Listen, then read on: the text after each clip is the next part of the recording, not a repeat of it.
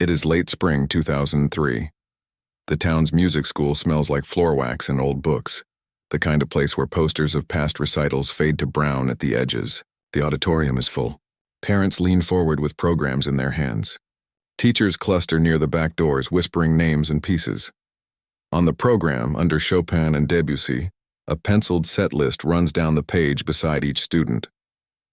Next to Eva Monroe, 17, someone has written 2 small letters, RH. The letters are neat, careful, like the rest of the program notes. People in this town know those letters. They stand for Rowan Hale, the mentor everyone thanks from the stage, the man who arrives early and leaves late, the teacher whose students win. Eva walks out in a simple black dress. She is small, steady, focused. She bows once, sits and places her fingers on the keys as if they are familiar steps on a path she's walked 1,000 times. The first piece is Chopin. The sound is clear and bright. She does not rush. She lets silence breathe between phrases, the way she was taught. When she turns the page, you can hear the paper. Her father films from the aisle, the red light on his camcorder blinking. It catches her face in profile, the soft tilt of her head when a phrase lands just right. It catches the time in the corner, 9:11 p.m. Her mother sits 3 rows from the back with a small notebook in her lap. It's the same notebook she keeps on the kitchen counter at home. In it, she writes down practice times, dates, teacher initials. She has done this for years. Tonight, she will add another line. Eva's second piece is Debussy. It moves like water. When it ends, the applause washes over her. She stands, bows again, looks toward the side door like she knows where she's going next. Backstage, a student will say later. There was talk of tea after the program, a short break, a ride home as usual. Nothing special, nothing strange. The camcorder follows her as she steps off the stage and disappears through the glass hallway that connects the auditorium to the practice rooms. For a few seconds, her reflection repeats in each panel as she passes. Then she turns a corner and the camera loses her. The red light keeps recording empty glass and the soft echo of clapping. After the applause dies, the auditorium shifts into its familiar end-of-night rhythm. Cases snap shut. Programs fold and slip into purses. A teacher laughs too loudly at a joke. In the lobby, people hug Eva's mother and say, "She played beautifully." Her mother smiles and thanks them. In her notebook later, she will write a clean line. 9/12/947 Hale. Somewhere in that same window of time, the program with RH next to Eva's name gets tucked into a coat pocket. Somewhere, a back door opens onto a cooler night than the lobby air suggests. A schedule the family has trusted for years keeps running in their heads.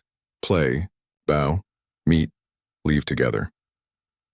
When the lights in the auditorium are finally cut, Eva has not come back through the glass hallway.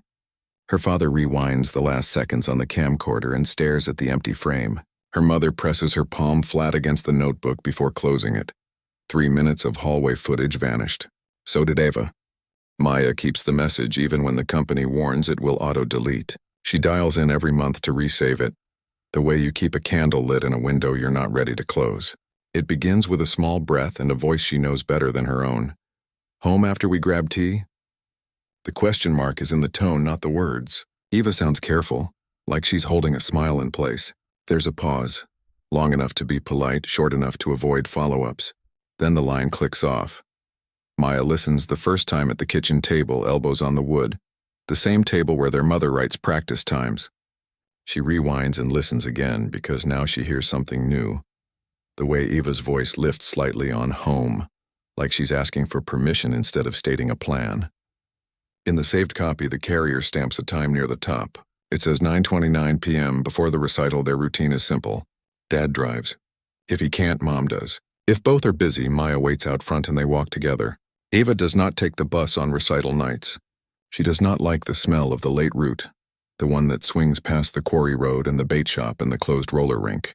The bus is for lessons, not for late. At 9:32 p.m., Maya texts, "Where are you?" She expects a quick answer. "Hall. On my way, ONT." Sometimes Eva sends a single piano emoji and a dot. Tonight there is nothing for 5 minutes. Maya watches the balloon say delivered, then sit there like a door no one opens. At 9:37 p.m., a reply finally arrives from Eva's phone. "Be right there." It has no period. It has no emoji. It looks like a sentence she would send, but stripped of her rhythm. Maya stares at the screen and waits to hear the front door open. It doesn't. She texts back, "Okay," and then, after another minute, "Do you want me to meet you?" The message hangs. No new dots appear. No call follows. Later, when the family pulls the records, the line tells a flat story. The 9:37 text goes out. No call connects after it. The voicemail remains the last voice anyone hears. The account shows no data ping beyond a standard background check-in. It is like someone answered just once to keep a promise, then stepped off the map. The bus card introduces a different kind of line. On Eva's student pass, there is a curious pattern. A single tap recorded near the Quarry road stop at 9:36 p.m. The pass does not show a tap-in earlier that evening. Some routes and some nights the system only logs the exit, or someone else held the card to the reader when stepping off. On paper, the card says she left a bus she wasn't supposed to be on, at a stop she never uses. Quarry Road runs past the old water pits and drops toward the lake road where a few cabins sit back from the trees. It is the kind of road you take when you are avoiding the main one, when you are telling yourself this is faster, this is quieter, this is fine. The times do not agree with each other. The recital hall's security system, the one with the glass hallway camera, drifts a little slow and shows a gap from 9:34 to 9:37.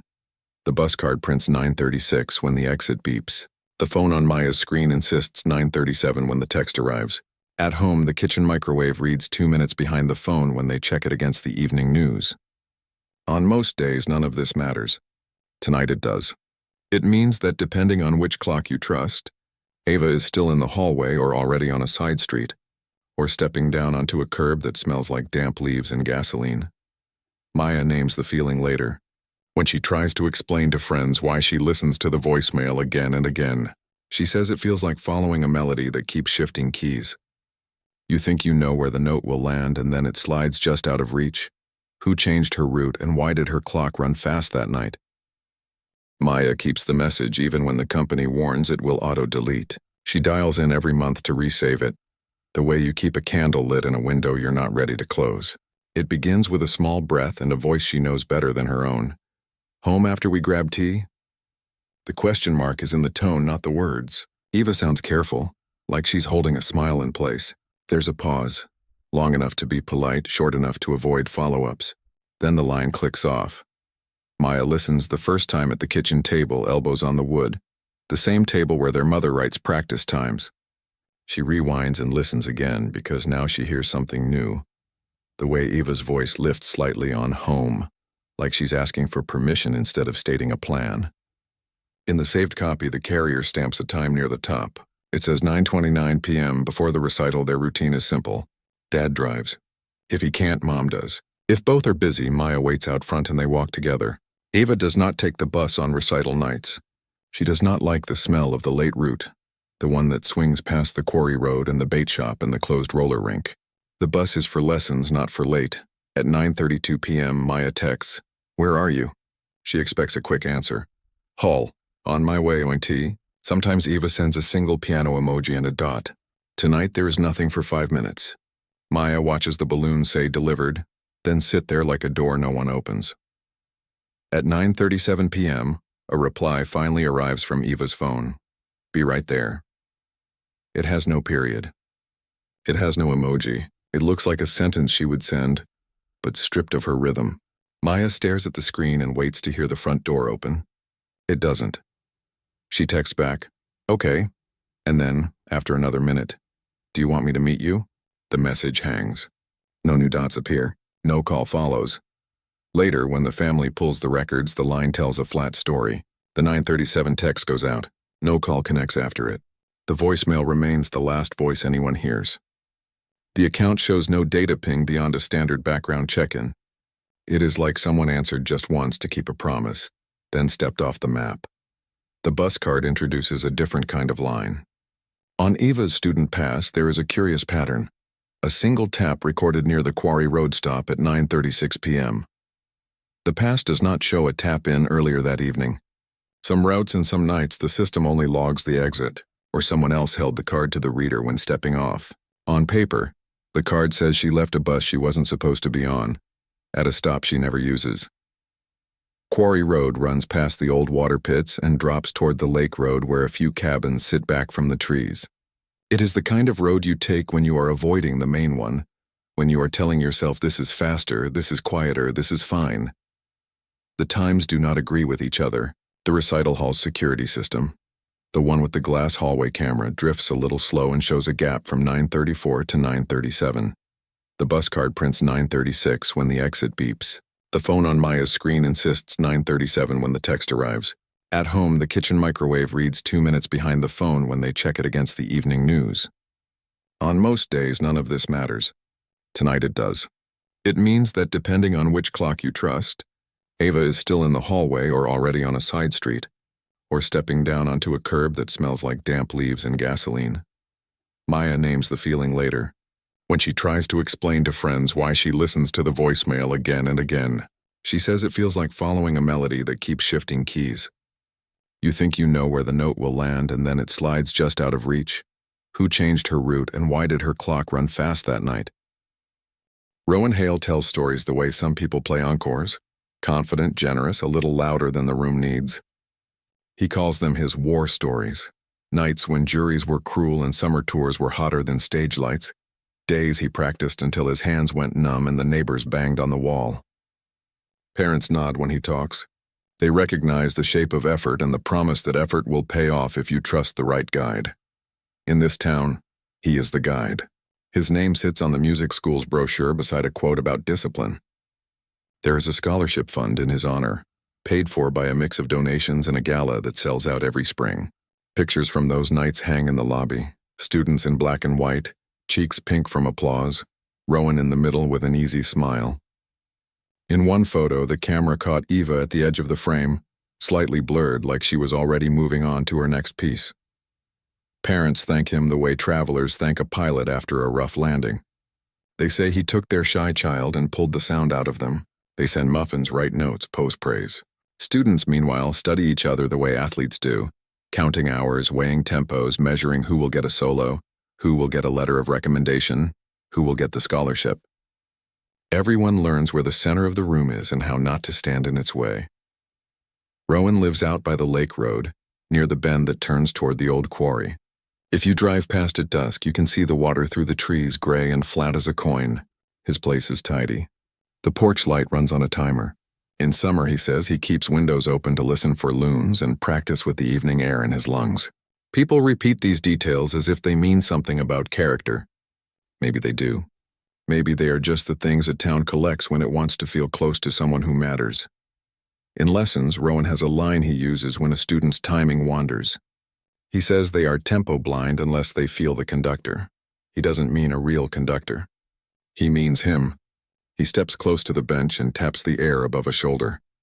He moves a metronome nearer, then turns it off mid-bar so the student has to hold the beat without help. Sometimes he lets the room go very quiet and says, "Listen to my breath. That is your measure now. None of this is against a rule. It reads as intensity as craft. But a pattern lives inside the craft. A door that stays closed for sound. A lesson that ends after the building has emptied to avoid distractions. Correction that begins with a compliment and ends with the kind of silence that makes a teenager wonder what debt they just took on. The distance between coaching and control is thin. The difference is whether a student feels they can say no. When people talk about Rowan, they mention his patience. They mention his kindness after juries, how he walks nervous kids to the water fountain and reminds them that wrong notes happen, that music forgives if you keep moving. They also mention results. Results are the hardest thing to argue with in a small place. A wall of plaques is a loud argument. The local paper runs clippings with his name every year. The scholarship list, the gala thank you, a feature about the conservatory pipeline. In a map printed for a summer festival, a red pin marks 3 places: the recital hall in town, the quarry overlook where families take photos, and the curve of Lake Road where the trees make a tunnel. A finger can trace those points in under a minute. A life can be rearranged by them forever. Eva's program from the spring recital has 2 tidy letters next to her name. RH. It is the kind of mark that means nothing until it means everything. You can hold the paper and feel proud of it. You can hold the paper and wonder why your stomach hurts. If everyone loves the teacher, who gets believed when time goes missing? The building's security system is old enough to be fussy and young enough to pretend it isn't. In the back office, a gray rack hums behind a metal door. The guards call the recorder the box. It eats one tape while it spits another. On good nights, the switch happens between shifts and no one notices. On recital night, the switch lands between 9:34 and 9:37. When the family first asks to see the hallway footage, the guard shrugs like this is normal. He points to the log where he wrote real swap. He says the gap is just 3 minutes. He says nothing ever happens in 3 minutes. He hands them a printout that shows timestamps marching along, then a blank, then time again, like a hiccup. The hallway they care about, the glass tunnel from stage to practice rooms, is quiet on either side of the hole. A reflection slides across one panel and stops. Then nothing. Then the world returns. Later, after questions get harder and names start to repeat, the same guard adds a detail he didn't think mattered. He says that a teacher asked for a copy that week for his archives. He says it the way you tell someone you lent out a chair. The teacher's name is Rowan Hale. He liked keeping records of his students, the guard explains. He liked studying how they moved at the keys. The guard doesn't remember if he gave Rowan the original or a copy. He says the box was glitchy anyway. The map of the building shows why the gap matters. On paper, the glass hallway bends once before it joins a shorter corridor lined with lockers. The camera over the lockers points down at an angle that catches arms and bags, not faces.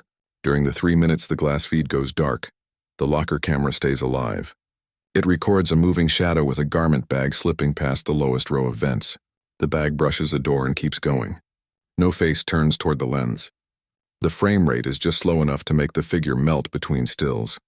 Months later, when a new manager at the school cleans the storage closet, she finds a box of plastic key tags and a stack of sign-out sheets stuck together with a rubber band. The tags are the kind students use to claim lockers during summer camp. One tag on the inventory list is circled, A17. Beside the locker number is the word assigned, and beside that, in smaller letters, Ava. On the sign-out line for that same day, a neat set of initials appears where a student's name should be, RH. The time is early before the recital. The note says, for tuning. There is no return time. When the family asks how a teacher signs out a student's locker, the new manager says it happens sometimes to help with equipment. She says the forms are guidelines. She says the old manager didn't always file them right. She says she's sorry and she is polite, and she doesn't know why the A17 tag later shows up without a locker attached to it at the bottom of the inventory list. As if the locker existed only long enough to be borrowed. The town's paper trail is clean where it doesn't need to be and smudged where it matters. The hallway blueprint is crisp. The gap is crisp. The shadow with the bag is crisp enough to feel like a person and soft enough to be a trick. The guard's first story is confident. His second story is careful. The box is broken and also helpful and also out on loan. If you stand in the glass hallway at night, you can hear the building breathe. The air moves through vents. The lights hum. You can count to 60 and imagine a minute passing the way a student learns to count it at home. Slow, steady even. Then you can count 3 of those minutes and feel how long they are when someone you love is on the other side of them. Just out of frame. Tick 60. The exact length of a slow practice minute on Eva's metronome. People say kind things until they don't. In the first week, the town brings casseroles, offers rides, folds their voices into soft shapes. By the second, the shape changes.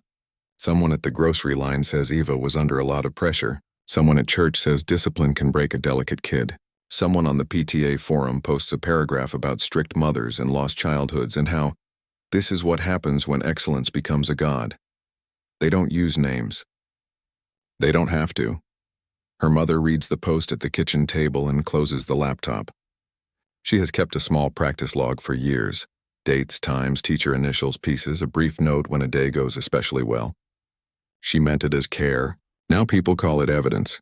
They say the notebook proves obsession. They say a girl can disappear inside expectations long before she disappears in the world. No one asks who taught the town to cheer for trophies. No one asks how a girl pulls sound from keys without hours alone. Rowan visits the house once. He stands on the porch and says he is praying for them. He tells her mother that Eva was sensitive, brilliant, and unusually responsive to guidance. He says the internet is cruel and she should ignore it.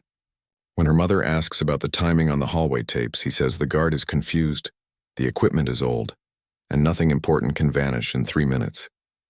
He touches her shoulder as he leaves and says, "Don't carry this alone." After that, he answers messages late, if at all, and keeps conversations short.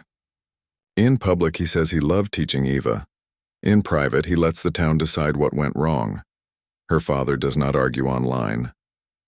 He sits at the desk and rewinds his camcorder again and again, looking for a reflection no one else saw. In one frame, the glass doubles the hallway, and for half a second, a figure resolves inside the echo. He freezes the image until the screen grain sparkles. He tells himself he can see the edge of a shoulder, the angle of a jaw, the shape of a garment bag. He prints the still and tapes it above the desk. He is not sure what he is proving. He is sure he is not ready to stop. At night, Maya dials into the carrier's old system to resave the voicemail. She listens from the hallway, back against the wall, phone pressed to her ear like a seashell. "Home after we grab tea?" The words never change. What changes is what they mean. On some nights, she hears hope. On others, she hears a girl trying to sound normal while something not normal stands nearby. The system asks if she wants to delete the message. She presses the key that says no. The machine thanks her in a bright voice. Neighbors bring over their theories the way they bring over bread. Some are shaped like comfort. Most are shaped like conclusions. A woman from the committee says, "I told my daughter no more late rehearsals." A man from the hardware store says, "One minute you think you're in control. The next you realize you weren't watching close enough." They say these things as if they are facts about storms or taxes. Her mother nods because nodding is easier than explaining what a practice hour looks like when your child loves something, and you're helping her love it well. The notebook sits on the counter where it always sat. Her mother tries to leave it closed. She fails. She flips to the spring and runs her finger down the lines, dates, pieces, initials. She stops at the evening in question and touches the neat span she wrote, without knowing what it would become. She does not tear the page out. She does not hide it. She leaves it open because it is the only honest map she owns. In a quiet moment, her father asks if they should get rid of the log. Her mother shakes her head. "This is the story," she says. "Not theirs." The PTA thread grows. Friends stop commenting for fear of saying the wrong thing. The town learns to talk around a hole and call it respect. The people most certain of their answers were never in the hallway. What if the only person who kept time kept the truth? Ian dives the quarry on weekends for practical reasons. People drop things from the cliffs, phones, keys, the occasional fishing rod. He has a habit of returning what he finds for a small fee and a story. The water is cold even in August. At around 30 feet, the light turns green, and the bottom flattens into a shelf of slate, a place where lost objects pause before slipping into deeper dark. He is sweeping that shelf when he sees a shape that doesn't belong. It is not a phone. It is not a can. It lies face down in a thin drift of silt, a little triangle with a spine. He cups it with both hands and lifts. Mud blooms and then clears. It is a metronome. Back at his truck, he rinses it with bottled water and lets it drip on a towel. The casing is nicked. A hairline crack runs along one edge. The metal pendulum is stiff but not frozen. When he eases the cover open, he finds the scale along the center marked by small strips of dark tape. The tape has bled color into the plastic. It looks old, not playful. The marks sit at 48, 60, 72, 96. The numbers mean nothing to him until he says them out loud. They feel like settings, not decorations. He takes photos with his phone, angles that show the spine and the tape, the hinge and the crack. Back home, curiosity pushes him one step further. He searches for the manual of this model and finds a scan that shows the same scale, the same staircase of numbers, the same little triangle at the top where the pendulum rests. He scrolls through other pictures of practice rooms and recital posters with metronomes on desks. He posts his own photos to a local lost and found page with a short caption, "Found at the Quarry shelf, likely down for years." If it's yours, message me. The family does not see the post first. A neighbor does. She recognizes the object before she recognizes the place. She messages Maya with a single image and the text, "Is this?" Maya opens the photo and stares at the spine, at the strips of tape along the numbers.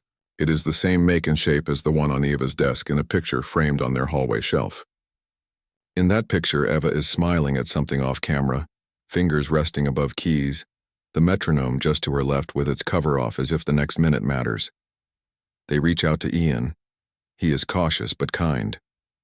He tells them where he found it, how the slate felt under his gloves, how the bottom drops off into darker water just past that line. He says the screws show a soft bloom of rust and the sticker on the base has curled at the corners, which means it has been wet a long time. He apologizes for rinsing it and they tell him not to. The object has already kept more secrets than a little bottled water can wash away. At the kitchen table, they set the metronome down on a towel the way you set down a fragile memory. They do not wind it. They do not try to make it tick. They study the tape. The numbers are not random. 72 is the one Eva used for slow runs when she wanted to build control. 60 was for scales at the end of the night when her mind was tired and she needed the sound to carry her. 96 was for walking pieces that demanded flow. 48 she almost never used, because it felt like holding your breath between beats. Her mother says this without looking away from the spine. Maya finds the old product manual online and prints the page that shows the scale. She lays it beside the metronome and traces the distances with a finger. The tape aligns exactly with the printed numbers. On the hallway shelf, the framed photo of Eva at her practice desk leans forward as if trying to see. They do not know yet what each mark will mean. They only know the pattern is real. The metronome sat underwater long enough to stain and soften and still hold a message. When they match the first number to their timeline, something clicks into place they wish would not. Tick 72 lines up with the 3 lost minutes, but there are 4 marks. They ask a music technician to help them turn feeling into numbers. He explains it simply. Beats per minute is just how many clicks fit inside 60 seconds. At 60 BPM, each tick is 1 second. At 72 BPM, each tick is a little faster than a second, about 5 ticks every 4 seconds. At 96 BPM, the ticks come quicker. At 48, they come slow enough that silence feels heavy between them. He takes a pen and writes a line on paper, seconds per tick, or 60 Meyer BPM. Then he circles the numbers on the metronome. 72 means each tick is just under a second. If you count 216 ticks at 72, you get 3 minutes. He looks up. Did she ever do fixed time runs? Her mother nods.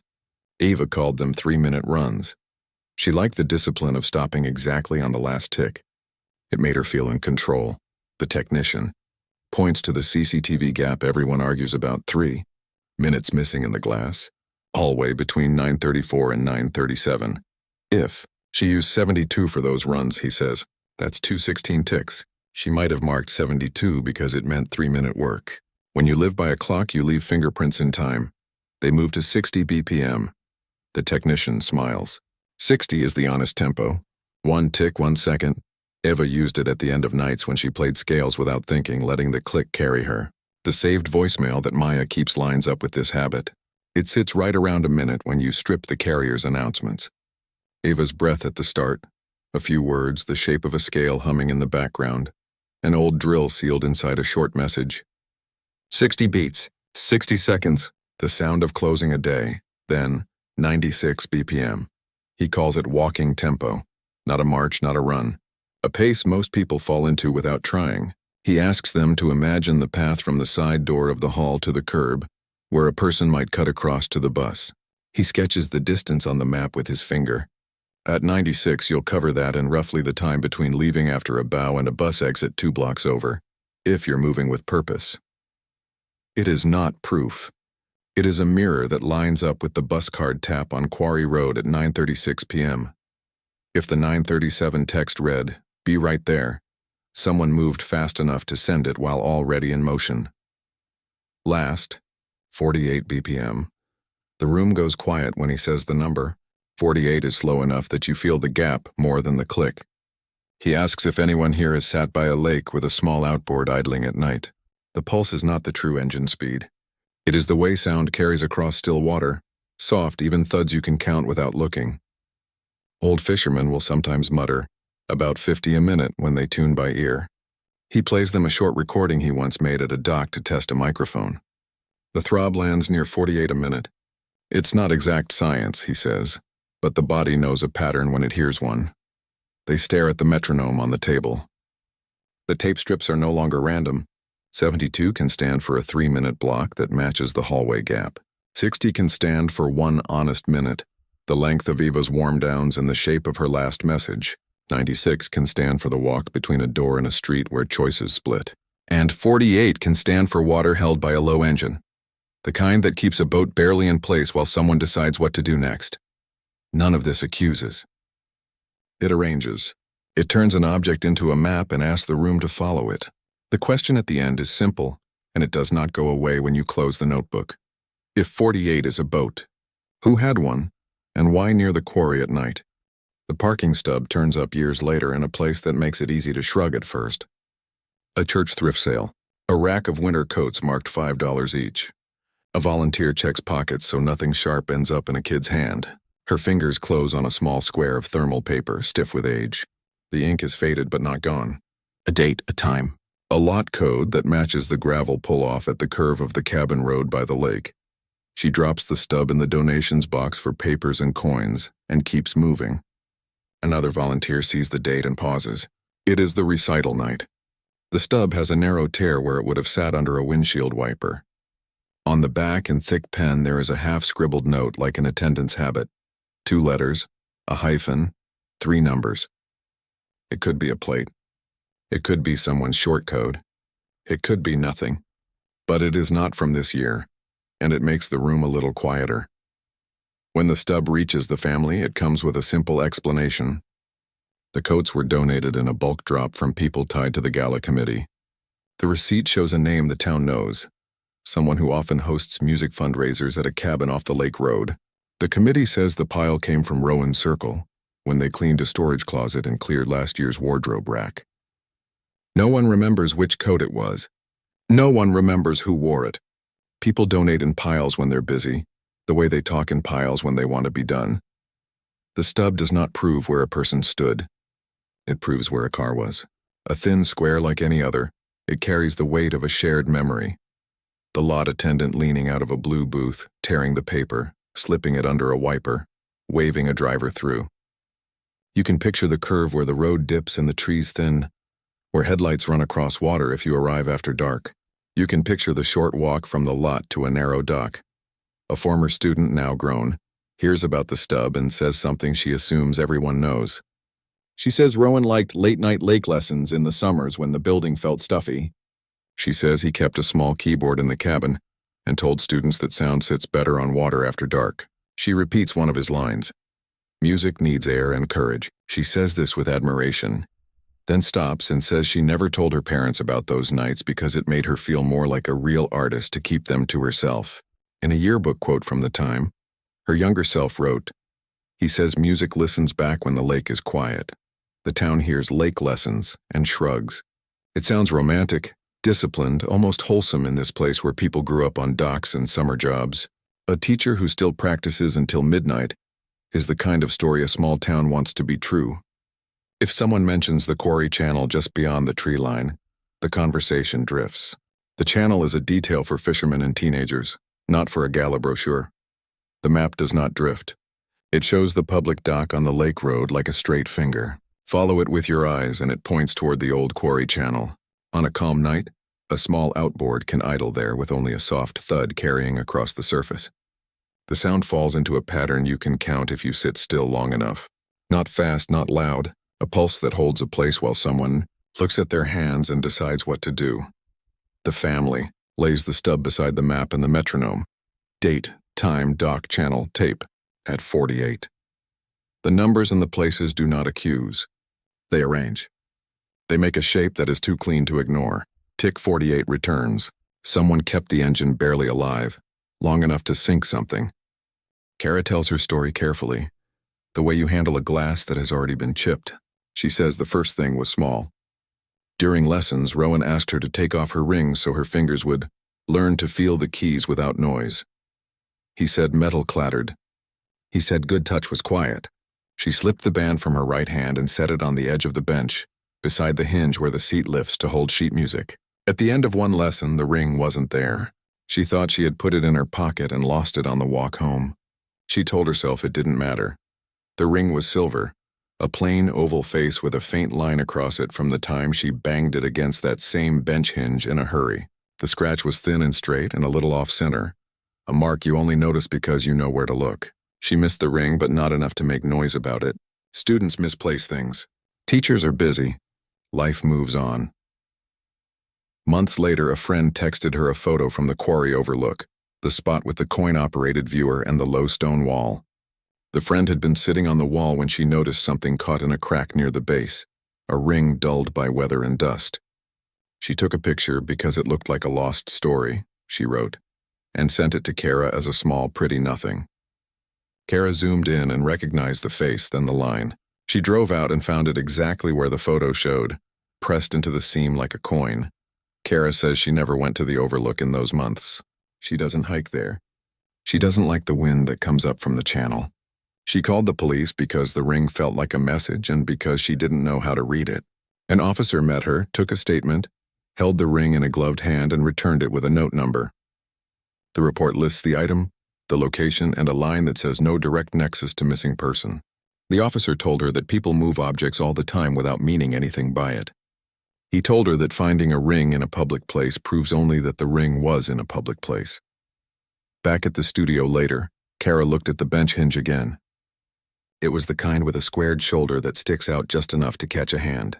She lined her ring up against it, and the thin scratch sat where the metal would strike if you lifted the seat in a hurry. She remembered the day she made that line and the way Rowan laughed and said, "Music leaves marks. Now you'll remember." It was a good line the first time. It sounds different when you have to repeat it. She also remembers the small tests that were easy to excuse while you were in them.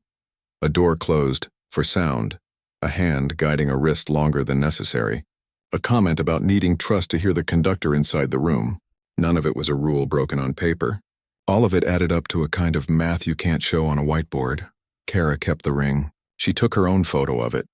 Next to a ruler, next to the hinge, next to the view from the overlook where the channel runs dark and straight. She sent the pictures to the family not as proof, but as a shape. Objects do not walk themselves across town. They do not choose a railing or a crack in a wall. When they move, someone carries them. The police wrote "noted" and "no reopen" on the case file and closed the folder. Kara placed the ring back on her finger, the scratch now a line she can feel with her thumb when she is thinking. When small objects migrate, someone carries them. The notebook everyone argued about sits open on the kitchen table. It was never meant to be a courtroom exhibit. It began as a mother's habit: date, start time, end time, piece, teacher initials. Over the years, Eva added her own small marks in the margins, tiny dots and circles the size of sesame seeds. She called them ratios, a way to remind herself how the metronome should feel inside a bar. 1.1 meant straight time, click with every beat. 4/3 meant the rub she loved to practice. 4. Even taps spread over 3 beats until your hands learn to argue and agree at once. If you scan the spring pages, you can see a pattern the town never bothered to look for. Next to some entries, a single dot sits alone. Next to others, 2 dots sit over 3 like a child's fraction without the line. On quiet nights, Eva would lean over the counter after dinner, pencil tucked behind her ear, and add those marks with a quick wrist before heading to the piano. It wasn't decoration. It was a memory aid. How to count when the room got loud. How to keep time when nerves tried to take it. Halfway down the page that holds the recital week, there's a line her mother wrote without knowing what it would become. 9/12/947. Hail. The handwriting is steady the way it always is.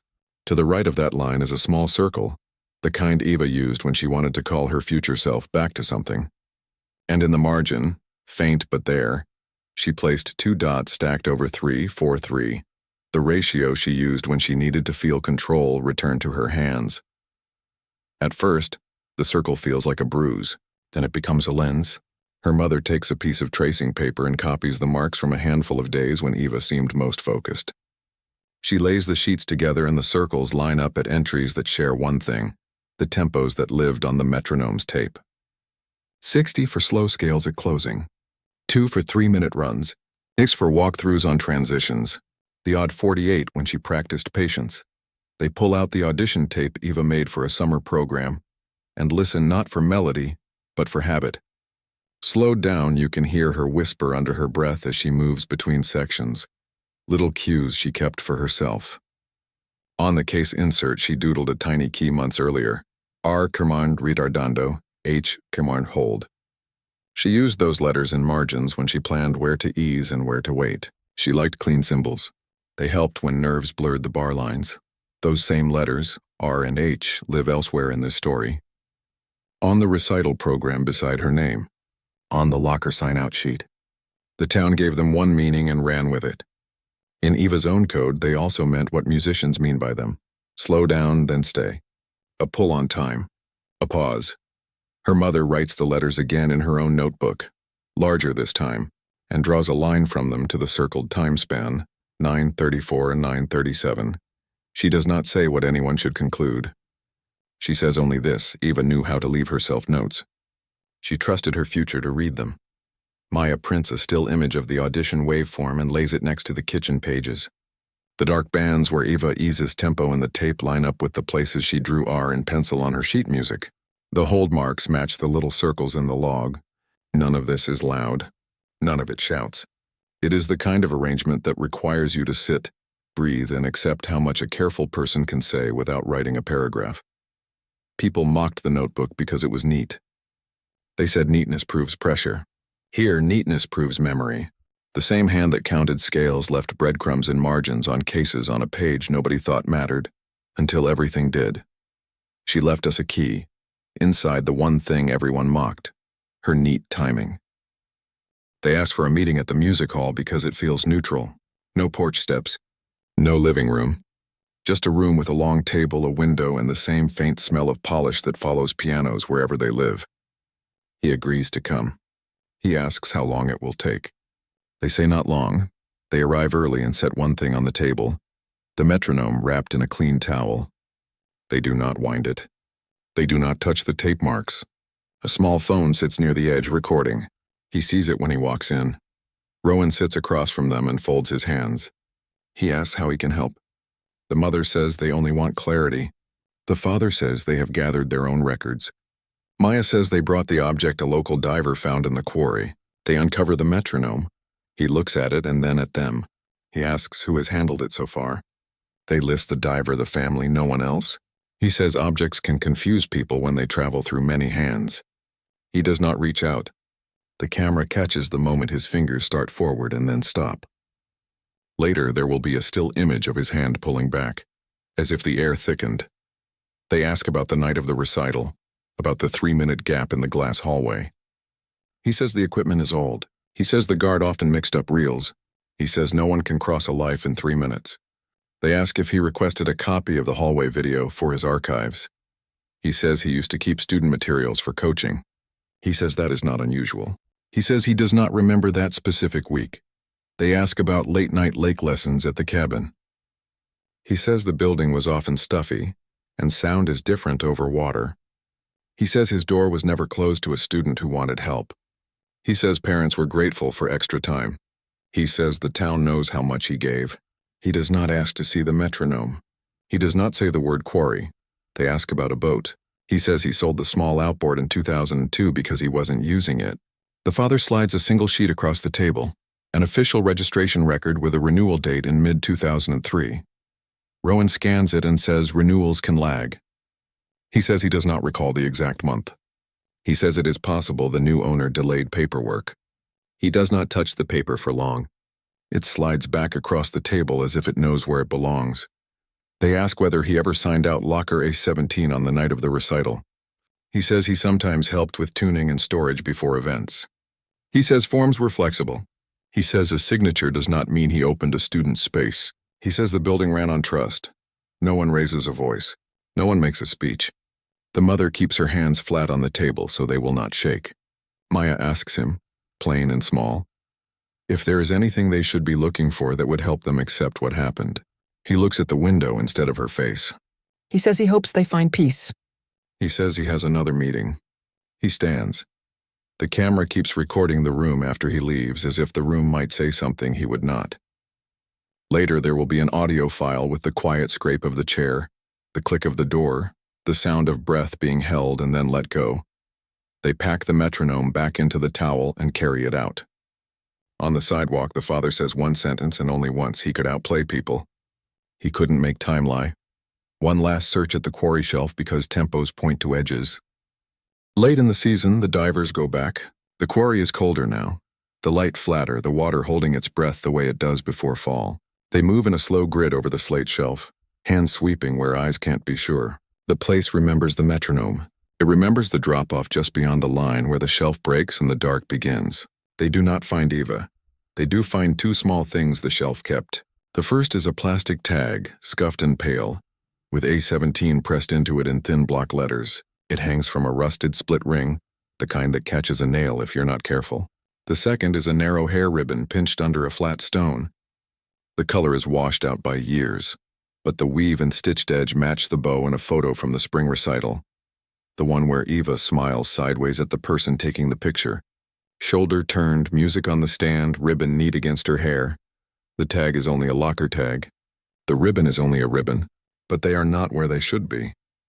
The divers lay them on a towel and step back. The family does not say much. They recognize both by the way recognition works when you love someone. A quick breath, a yes that is more in the chest than the throat. The objects are small enough to fit in a pocket. They are heavy enough to bend a story. The case moves into review. That is the phrase the office uses. It means people look again with fresh eyes, and also that paper moves slowly through rooms where coffee goes cold. The town watches itself in reflection. Some neighbors lower their voices. Others raise them. Now sure, they always suspected the thing they are only now willing to say. Nothing in the file undoes time. The truth is not a single page. It is what the pages make together when you lay them side by side and stop pretending you don't see the shape. At home, the family makes a choice about how to live inside that shape. They set up a scholarship in Eva's name and write a short prompt for the application. Tell us about the moment you learned to set a boundary, and kept it. The first year, letters arrive from kids who practice late and kids who quit a team to breathe again and kids who said no to the person everyone else said yes to. A violinist writes about refusing to borrow time the way a teacher wanted and how she found her own tempo again on a bus ride home. A drummer writes about dropping his sticks in the middle of a contest because he would not let a judge count him faster than he could feel. The family reads each letter at the same kitchen table where the notebook used to sit. They answer every message. They send small checks and a bigger message. Your worth is not the noise people make when you disappear. It is the music you claim when you stay. They keep the metronome on a high shelf where the sun touches it in the afternoon. No one winds it. It does not need to speak to be heard. Across the room, the framed recital photo sits beside the ribbon, now clean and dry. A memory that will not be dragged away by anyone else's story. Tempo told the truth. People chose whether to hear it. What would you have done at 9:37 p.m.? Comment where you're watching from. Your story might push a cold case a step forward. New long-form stories Sundays. Subscribe if you want truth told with care.